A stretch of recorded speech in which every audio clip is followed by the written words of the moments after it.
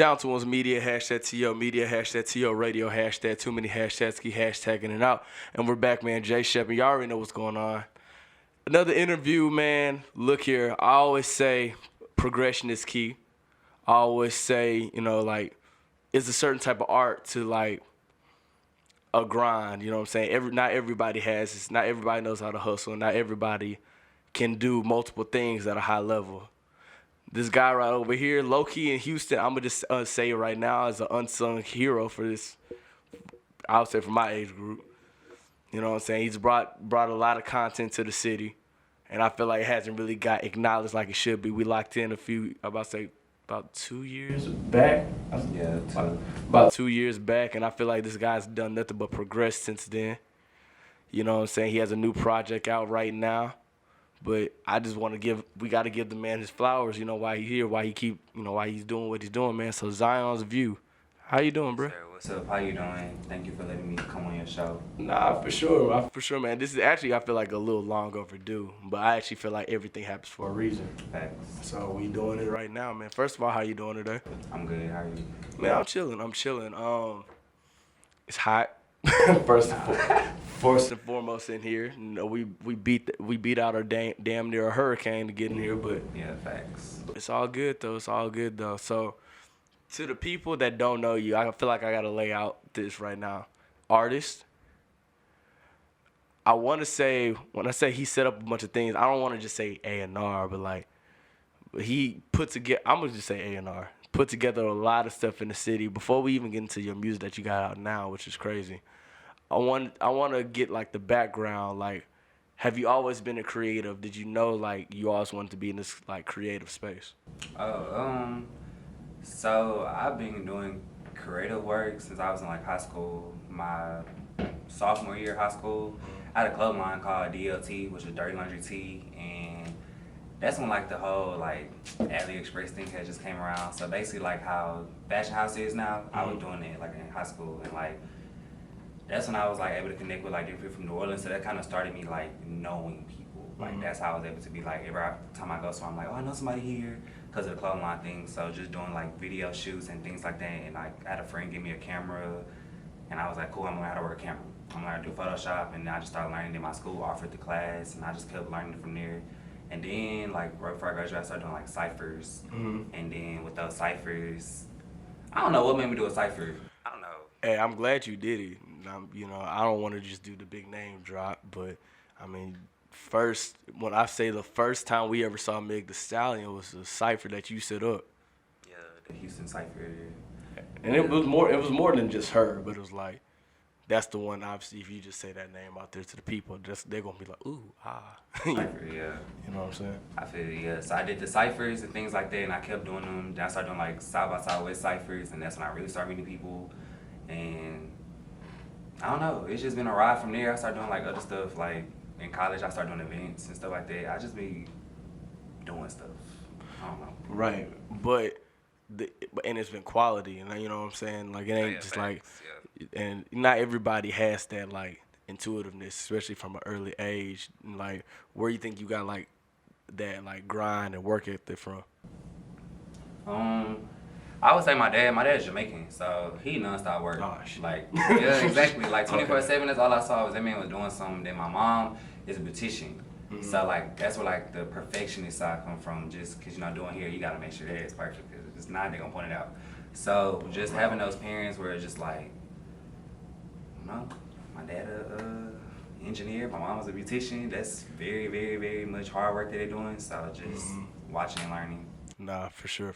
Yeah, especially in a beautician, if she don't get the hair done, someone going to point them. Exactly. Somebody going to point it out. Trust me. Them edges not edged and everything not laid. Exactly, yes. Nah, them edges can't be late.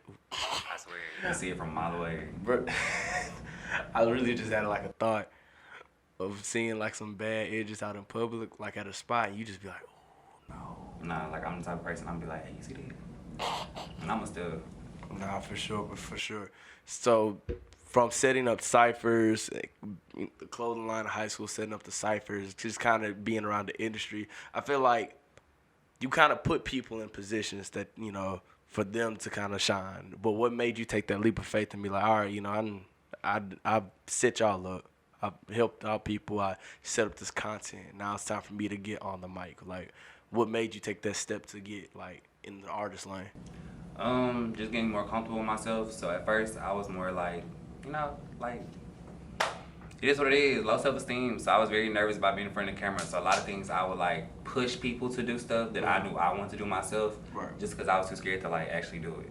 So then like you start pushing people, you start saying like, well damn, like okay, let me get myself together. So basically like with that, just learning like, getting comfortable with myself and finally just like, okay, let me try it out, see how I like it. And then that kind of made me get behind the mic and start doing my own thing. And just having other friends just be kind of like, you should do it, you should do it. So it's like, okay, cool, whatever, I'll do it. Right. And so you took that leap of faith in 2019. Definitely took the leap of faith 2019, put out your first project. And when I heard it, it threw me off. And it's not because of the music part. Because you know how you know somebody in one light, and then you step into another light. Facts. It was a big adjustment for people. So how did the people receive it, like whenever you stepped into that artist lane? Oh, here we go. I'm gonna just say, the artists I had worked with, like a few people, like when I was doing all this stuff, were not taking me serious. Which makes sense because it is more like a, what the fuck am I doing? So it is kind of like it was hard to kind of get people to finally be like, hey, I'm serious about this, because like I said, no one was used to me ever just trying to be like the main person of stuff. Right. People was always used to like behind the scenes me doing stuff for them. So it's kind of like hey, I'm finally doing it on my own. So nobody took me serious. I did have like one person who I feel like I worked with and like they really like supported me was like this other artist named Truly Breezy. And basically like he supported and it kind of motivated me more too because like he been rapping. So it was kind of like okay, cool, like you got this faith in me, you sowing these seeds in me, knowledge into me that I don't know. It was kind of like a motivational piece to just like finally do it. But friends and family, I think I sent my first song to like my friend and she was like, oh, that's cool, played it for this DJ, like that was my partner. He was like, that's cool too. And I was like, after them 2 weeks, I was like, all right, fuck it, let's drop it. And it just went good from there, to be honest. Like my friends really did take to it and that motivated me to keep going. Not facts. So when you put together a project, it's like your kid, right? It's a body of work. So I know all your recent 4 projects, and actually, I'm gonna say this right now.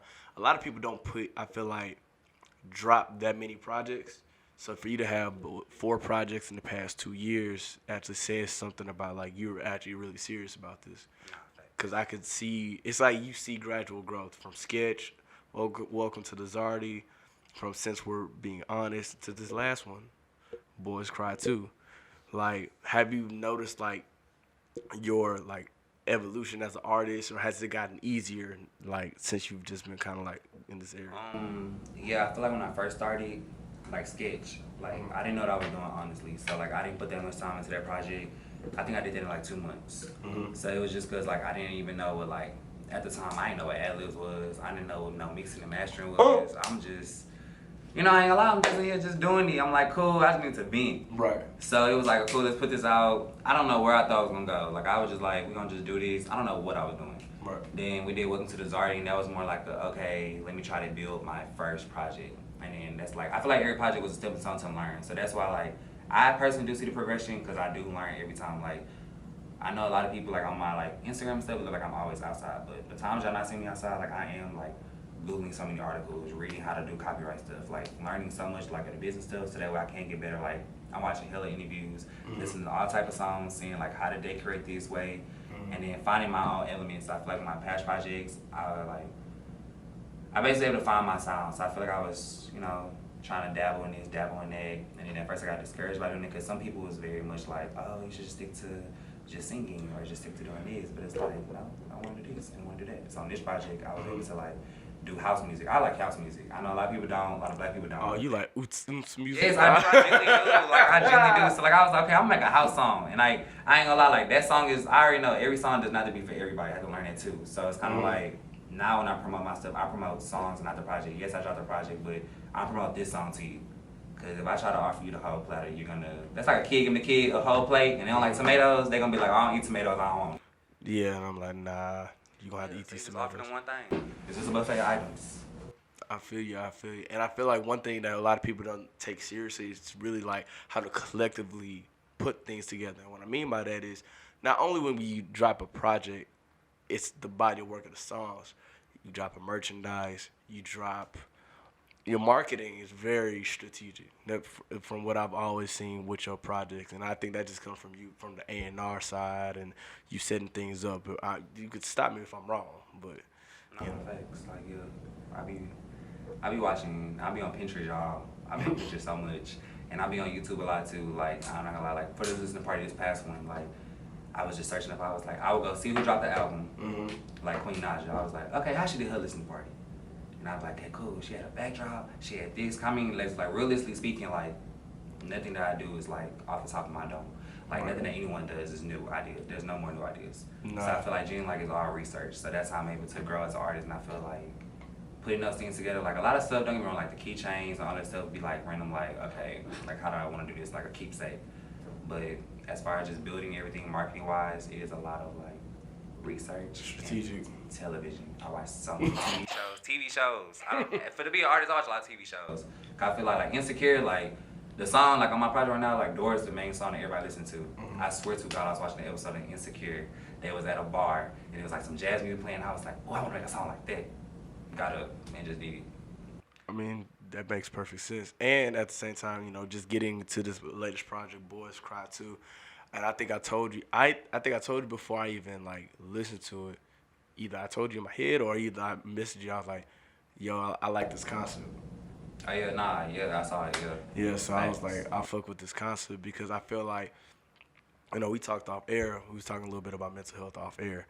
You know what I'm saying? But I think right now, and not even just right now, just in general, like vulnerability, I feel like in our community in like the black male space especially, needs to be more of a thing. I feel like we kind of get tossed around in this toxic masculinity wave to where it's like we are like machines, you know what I'm saying? It makes us like not able to communicate. So just having the project be called Boys Cry 2, I was like, oh, if he does this right, if he does this right, he's on to something. So like, what was, and that's just my take on the title, but what was your inspiration behind making this project called Boys Cry 2? Okay, so over these past, since Corona, I feel like I've made like a lot of new male friends, and just a lot of baggage has came with that. Just realizing like it's a lot of shit that like males go through. So like I had one friend, like my closest friend, like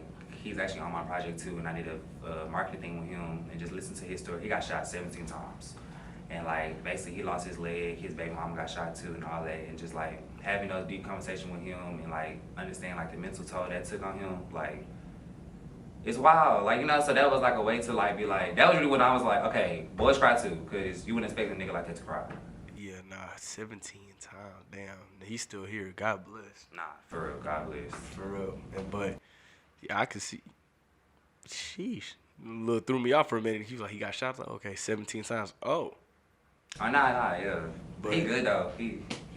As long as he's right now, he's in good spirits. He in better mode. You know what I'm saying? Yeah, obviously, that moment sticks with somebody. But you know, and I think that's the thing that you kind of were onto with this project. I feel like a lot, like I said, it's not talked about in the community that much. And when it's talked about, it makes everyone uneasy. Facts. That looks like, cause it's kind of like I'm opening up. Here I go. I'm talking about myself. I'm a do the fake laugh. Yeah, I swear, yeah. And then put into it, but to hit it right on the nose, you know what I'm saying? You did your thing, and especially with the music actually matched, the quality of the music actually matched the title. You know what I'm saying? Like you did your thing. My favorite song of it right now is Didn't. Yes, exactly. Didn't. That's my favorite one too. And then I was listening to the one song in the car. I don't want to misquote the name of it, but it had the scissor sample. Oh, Come Over? Yes. Okay, see, that's like a reggae song, but that'd be like me just being creative and just. Nah, but I like that joint. Appreciate you. I like that joint. 'Cause I was like, I heard it, it's like the do. Facts, and that was the one. Okay, so I wanted people to catch that because like it wasn't like the regular sample. It was like the video version of the sample. Yeah. So, yeah, like I definitely want people to catch that. And I did like want to be creative with that too. And you did your job. I heard it. I was like, nigga, I know this song. I was like, I know this, and then it dropped, and it makes sense. All right, switch the setup real quick, but we back now. So, Zion, bro, I asked everybody on this. Everybody comes up on TO the same question, but I gotta ask you this: from the creative zone, from high school with the clothing brand, from college with the Cyphers, to now grown with the music. It's kind of funny how that works out, how the timeline worked out. Each different stage, you grew to something different. You know what I'm saying? Which one do you think you prefer more? The journey that you're on right now, or the end goal destination that you're trying to get to? The journey I'm on right now, only because it's my journey, I guess. So I can kind of have more control of my own journey. So like doing the clothing line is kind of like a not similar to just a job, like having to have employees, like having to work on other people's schedule, like that's very frustrating. So just doing that, like it was a lot of networking possibilities, all that stuff was cool. But just dealing with that was a lot, and then the Cyphers, same thing, the job, especially Cyphers, like, okay, when can we record this? Who's available to that? Like, so I feel like having my own journey, having my own self-accountability, and just figuring out who I am as a person with this journey, and I also maybe include all that, like, I did the clothing line, so now I can do merch my music. I did the Cyphers, so now I know how visually things to look, now I know how things, music-wise stuff, back-end stuff works. So basically all the stuff, like, we're stepping stones to my journey now, so who knows what this is going to bring me. That's for sure. That's for sure. I hope it brings us a lot more music because that voice cry too smooth. It's smooth, it's easy. Car. I listen to my music in the car. That's how I test it. Yeah. The car rides is how, and this is the car ride Cypher right here. So you understand, like, when you hear that sound in the car, maybe it's just a thing because we're from the South, and it's like, we have this bass sound. You know, I don't, it don't matter where you're going, it's like, okay, it's going to be at least 15, 20 minutes. I get a couple songs in. So you listen, and that's how I like to test my music. And it's aesthetically with the setup of the album is a beautiful project. Definitely the music on there is dope as hell. You know what I'm saying? You got a lot of good things going on, man. And I guess the people want to know what I want to know too. Is like, I know this just dropped, it's fresh. Literally, that was an album released the other day. It was a great setup for that too. I had the baby shower pasta there. Yeah, the baby shower food. That's exactly what I was like, man, it's baby shower food. Yeah, it's the pasta. My partners would pull it up. I was like, they weren't trying to eat. I said, y'all are asleep. It was good. I ain't eat nothing. I was hungry. I was starving. No one gave you a plate? Bro, no. Well, I'm the type of person, somebody be like, they was like, make a plate. Oh, you trying to still move around? Yeah, it was kind of like it, bro. I don't feel like doing it. Oh, yeah, nah. But shoot, I knocked the pasta out. Look, I ain't gonna hold you. They was trying to be all nice and stuff. I don't want to. Nah, they saw that first thing go away. It was like, okay, I'm gonna the food gone. I think I looked away, looked back, it was gone. Oh, yeah, nah. But it was dope, man. You got the good things going on. So what's like I said, I know project is dropped, but what's next on the creative tip? Okay, so I'm battling right now. I'm doing a Cypher night. Exclusive. Yeah. So yeah, I'm battling dealing with that. It is more of a yes than a no. I'm not gonna lie to you, because it is summertime. What else I'm gonna do? But my birthday is in September. I'm a Virgo, so I said every around my birthday I'm always drop something. So I drop since to my birthday. Next time I'm gonna drop a single, but I will be throwing like events and stuff like that. Just to I have fun doing things. I ain't lie. Like all like the decor, all that stuff. Like I did like the day before. I enjoyed doing all that. I set all that up. So yeah, I just want to throw events and just have fun and keep doing music. And everything I have, I don't care if it's annoying. I don't care if it's annoying. I'm gonna just always drop a song on my stuff because do what you do. Bro, do what you gotta do. Keep going with that. And at the same time, bro, off here we gotta talk. I remember just throwing this out to the people. We had something set up. I don't know when was it last year. It wasn't this year. Yeah, South by Southwest. Well, it wasn't got shut down, but I don't know what. No, it did. No, I remember. I think the time period that for what we was trying to do was like a little too late to try to set everything up. But then at the same time, the world shut down. South by Southwest got canceled. It was like back to back. It was like that was late. It was like a shit we had no way. Yeah, because I put the money down on it. I'm still mad to this day. I put the money down on the Airbnb, right? That's South by Southwest. I told my team, like, yo, we gonna be there. We deep. Woo woo. I got half of it back. I ain't even get the whole thing. I went to Airbnb and everything. And so, because what happened was they had like in the low print, to be like, if you cancel, all your money can get back. And you gotta think about it. It's South by Southwest, so like people were canceling, and like the way I guess Austin works with that is like they make so much money off South by Southwest. I didn't take it personally, but it was my bread, so I took it personally. They were like, oh, we not losing all this money.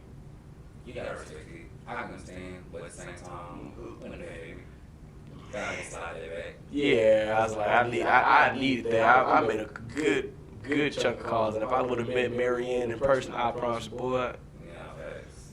Yeah, they tripping. Every week trip out on there. But we might still have to run that though. Yeah, like I told you, so many new producers, so many people who can return to Cyphers and stuff. Just not like I did take a break from doing Cyphers, and I observe other Cyphers. And it's just, I like mine. I really like mine. So I want to do it and continue, like I said, like to be a good product. And I know so much more. I just thought the next time I do something turn. All right, so look, y'all heard it here for Zion's View X Town Twins. Whatever it is, it's gonna be greatness. Just letting y'all know. So there you go. So man, I appreciate you coming on the show, bro. For real. No problem, bro. Make sure y'all go stream that new album right now. Boys Cry 2. Boys Cry 2 out everywhere. Everywhere. Go do that, man. So for myself, J Shep, Brothers Zion's View, you already know what's going on. Our social media is gonna be dropped down here below here in the description below. So y'all go make sure y'all do them follows, cause you need to run up them followers. Just like I always tell y'all, my followers is low. They weak AF like Easter egg. We gotta get these joints up.